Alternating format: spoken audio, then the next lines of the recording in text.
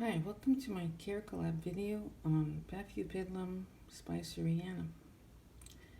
Um, this is a species that is native to India, Burma, China, in a very centralized region from 300 to 1300 meters. So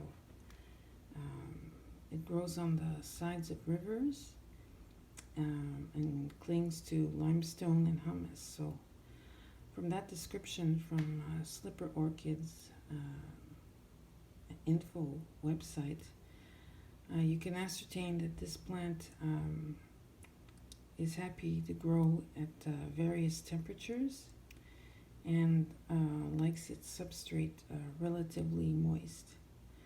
So, and this is how mine is mostly grown. This plant was purchased maybe about 3 years ago. I had bought it in spike, and it bloomed. And the following year, at about the same time, in October and November, it bloomed again on one spike. And again this year, it's blooming again on a single spike. These spikes usually have just one flower, but the flower itself, which is about 5 to 7 centimeters, or 2 to 3 inches, I guess,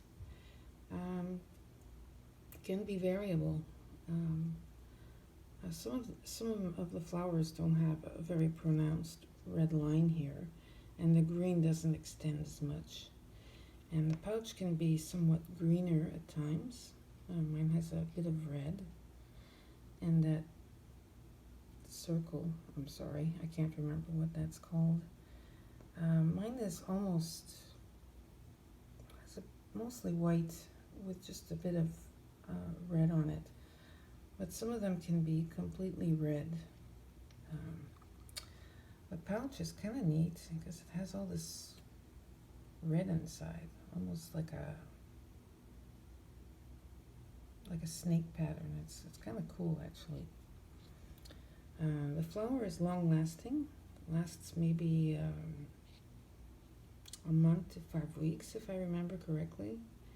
They are not scented, and as this particular plant goes, it's an easy grower. I guess most people who grow these will probably vouch that it's a very easy plant to grow. I recently repotted this one in orchiada bark, rather large orchiada bark actually, and topped it off with sphagnum moss because these grow in my living room. And already, as you could see, it's extended some new roots. So not a particularly difficult plant to grow. And the reason why I repotted it, I don't normally try to disturb these, especially when they're in spike, but I hadn't seen new growth, so that kind of worried me. But there is one now, so it's just kind of telling me it's kind of happy, so that's good. Spicerianum doesn't need a whole lot of light. It grows on my windowsill here, on my southwest window, but it's shaded by other plants, and just due to the angle of the window and everything else, it just gets some dappled sunlight in the afternoon, and that seems to be sufficient. I wouldn't give it more light, as the leaves are a little bit pale. You wouldn't want them to get any paler than that.